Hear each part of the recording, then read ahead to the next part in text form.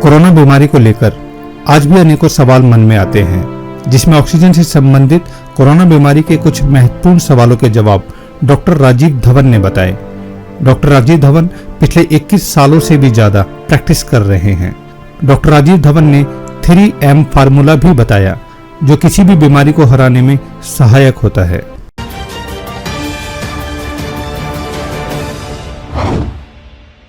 Hello friends, मैं doctor Rajiv Dhawan corona से संबंधित कुछ सवालों के जवाब आप साझा करने के लिए आया। पहला सवाल, मुझे कोरोना है, मुझे ऑक्सीजन की जांच कब से करनी शुरू करनी चाहिए ऑक्सीमीटर से? सिंपल सा जवाब, पहले दिन से। दूसरा सवाल, ये पहला दिन कौन सा दिन होता है? जिस दिन मुझे इन्फेक्शन हुआ, जब मैं कभी बाहर गया था तो मैं किसी से मिला था और बाद में पता लगा वो पॉजिटिव था? या वो दिन जिस दिन मेरा RT-PCR टेस्ट पॉजिटिव आया था? या वो दिन जिस दिन मुझे पहला सिम्टम आया था गला खराब होने का, हाथ पैर टूटने का? या फिर वो दिन जिस दिन मुझे बुखार हुआ था?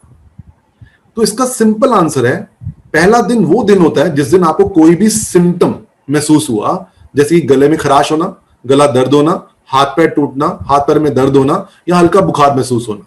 उस दिन को आप अपनी कॉपी पे नोट कर लीजिएगा कि ये मेरा पहला दिन।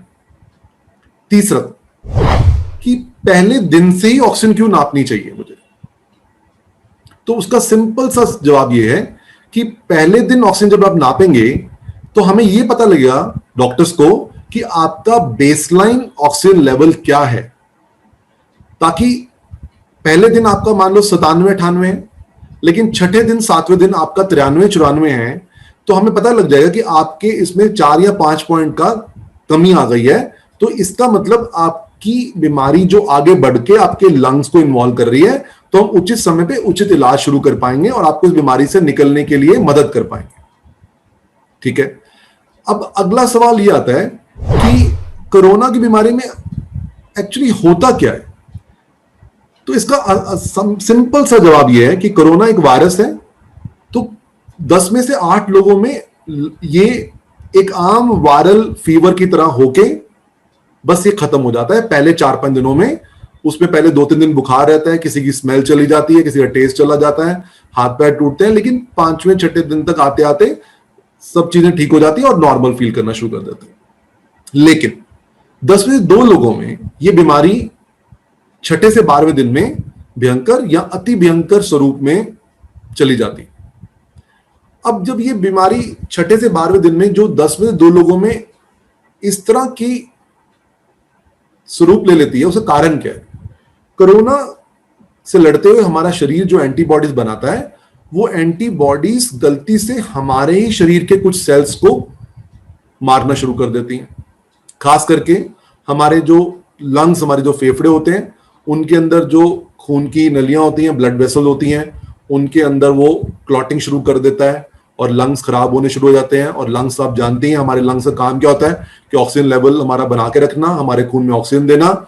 और जब वो लंग्स के जो ब्लड वेसल्स, जो खून की नलियां हैं, वही खराब हो जाएंगी तो हमारे खून में ऑक्सीजन जाना कम हो जाएगा, इसलिए हमारा ऑक्सीजन लेवल कम होना शुरू हो जाता है।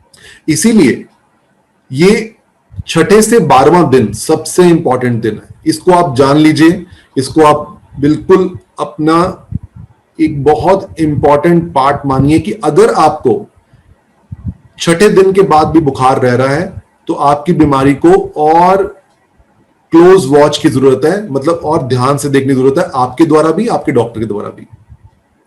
तो कुछ सिम्टम आपको बताना चाहूंगा जिसमें आपको यह पता लगेगा कि आप कौन सी कैटेगरी में जा रहे हैं। आप 10 में से 8 पेशेंट वाली कैटेगरी में जा रहे हैं जो कि नॉर्मल वायरस की तरह ठीक हो जाते हैं, या 10 में से 2 पेशेंट वाली कैटेगरी में जा रहे हैं जिसमें यह बीमारी थोड़ा ज्यादा भयंकर या बहुत ज्यादा भयंकर स्वरूप ग्रहण कर सकती है।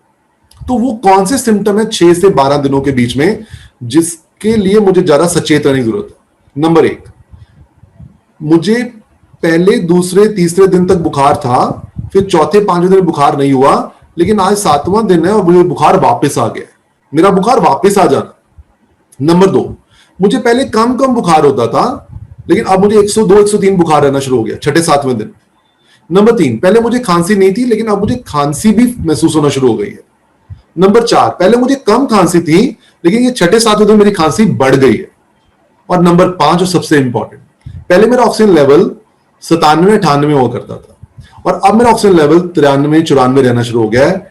ये सब बातें इस बात का इशारा कर रही हैं कि आपकी बीमारी भयंकर स्वरूप लेने जा रही है या ले सकती है और मुझे समय पे ही इसका इलाज करवाने की अति आवश्यकता है। इसमें डॉक्टर्स आपको कुछ अलग तरह की दवाइयां देते हैं। छठे से 12वें दिन में सबसे इंपॉर्टेंट जो दवाइयां होती हैं, दो दवाइयां, एक तो स्टीरॉइड्स है और दूसरे खून को पतला करने की दवाइयां, एंटीकोगुलेंट या क्लॉटिंग की दवाइयां जो क्लॉटिंग को रोकती हैं। क्योंकि कोरोना वायरस से बनने वाली एंटीबॉडीज हमारे शरीर के अंदर क्लॉटिंग बढ़ाती हैं, मतलब खून के थक्के बन जाते हैं। उसकी वजह से हमारे जो फेफड़ों के अंदर जो खून की नलियां हैं उनमें क्लॉट जम जाएंगे, तो कैसे ऑक्सीजन हमारे खून में जा पाएगी, इसलिए ऑक्सीजन लेवल कम होते हैं।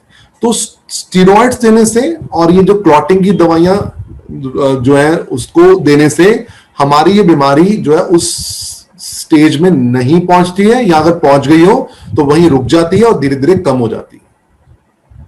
तो इस पूरे चर्चा का जो सबसे इंपॉर्टेंट पार्ट वो ये है कि कोरोना की लड़ाई में छठे से 12वां दिन बहुत इंपॉर्टेंट है। नंबर 2, मुझे पहले दिन का ज्ञान होना चाहिए। पहला दिन मेरा कौन सा दिन था, तभी तो मैं छठा और 12वां दिन अपने दिमाग में बना पाऊंगा। ये मेरा छठे से 12वां दिन है। तीसरा, ऑक्सीजन की जांच पहले दिन से ही शुरू करनी होती है।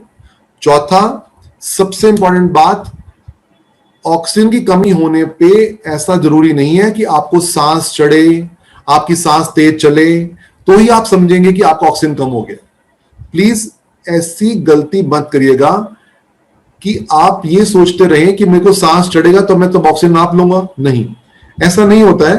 काफी मरीजों में कोई सिम्टम भी नहीं आता और उनके शरीर में धीरे धीरे ऑक्सीजन कमी होना शुरू हो जाती है और जब तक उनको पता लगता है तब तक बहुत लेट हो जाती है। ठीक है, तो प्लीज इस बात की वेट मत करिएगा कि मेरा ऑक्सीजन लेवल ठीक ही होगा क्योंकि मुझे तो सांस नहीं चढ़ रहा। ऐसा नहीं है। हमने नियम से ऑक्सीजन लेवल हर 2-2 घंटे बाद नापना ही नापना है, 6 मिनट चल के नापना है और उसको कॉपी पे लिखना है, अपने पास भी रिकॉर्ड रखना है, डॉक्टर को बताना है और खुद भी देखना है। ऐसा नहीं कि पहले 98 था और आज 95 और कल 94 और फिर 93 हो रहा है, तो आप भी बता सकते डॉक्टर को कि मेरा ऑक्सीजन लेवल कम हो रहा है। और एक लास्ट इंपॉर्टेंट मैसेज मैं देना चाहूंगा कि ये लड़ाई आप और हम लोग मिलके ही लड़ सकते हैं। आपके सचेत रहने में ही हम सबकी भलाई है।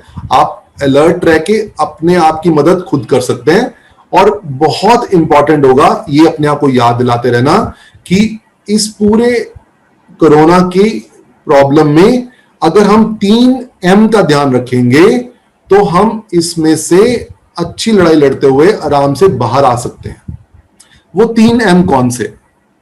पहला M है, number 1 M is monitoring. Monitoring मतलब अपना टेम्परेचर, अपना ऑक्सीजन लेवल नापना पहले दिन से ही और उसको कॉपी पे नोट करना और डॉक्टर से शेयर करना, मॉनिटरिंग। दूसरा M है मेडिकेशन। दवाइयां ठीक समय पे लेना, ठीक डोज में लेना और डॉक्टर की परामर्श से ही दवाई को बढ़ाना, कम करना या बदलना। जैसे मैंने बताया पहले 5 दिनों में खास दवाई की जरूरत होती नहीं है, लेकिन छठे से 12वें दिन में अगर आपको सिम्टम है तो बहुत सोच समझ के डॉक्टर दवाई लिखते हैं, उनके परामर्श से लेनी चाहिए, स्टीरॉयड और एंटी क्लॉटिंग दवाइयां जो हैं, और उसको नियम से खाना है, डॉक्टर के संपर्क में रहना है और ये मेडिकेशन तभी कम करनी है, बंद करनी है जो डॉक्टर बोल दे।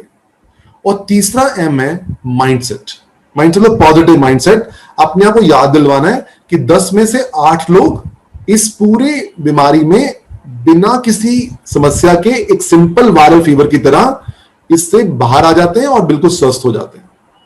और जो 2% लोग हैं, अगर उनमें भी हम अच्छी मॉनिटरिंग करें और सही समय पे सही इलाज कराएं तो हम अति भयंकर जो हम स्वरूप देख रहे हैं हॉस्पिटल्स में, जो रेमडेसिविर और बहुत सारी दवाइयां और आईसीयू और ऑक्सीजन बैकअप और बहुत सारी चीजें उनको जरूरत पड़ती है, उस स्टेज में पहुंचने से बच सकते हैं। तो आइए इस कोरोना की लड़ाई में हम मिलके काम करें, हम जानकारियां वही फॉलो करें जो ट्रस्टेड सोर्स से आए, गलत जानकारी को नहीं फैलाएं, एक दूसरे की मदद करें और अपने परिवार में किसी को भी कोरोना हो जाने पे उसका अच्छे से इलाज एक स्ट्रक्चर्ड तरीके से, एक प्लान तरीके से करवाएं और मरीज भी खुद ध्यान रखें, आप भी मरीज का ध्यान रखें। हम जानते हैं हम आइसोलेटेड हैं, फोन पे बात करते हुए, वीडियो कॉल करते हुए उसको मोटिवेटेड रखें, उससे संपर्क में रहें, उसको खाने पीने के लिए एनकरेज करें, ताकि शरीर में जब जान रहेगी तभी हम इस बीमारी से अच्छे से लड़ पाएंगे।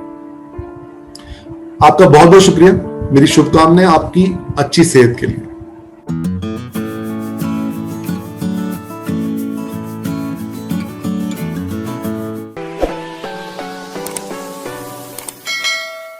न्यूज़ 43 चैनल को अब भी सब्सक्राइब करें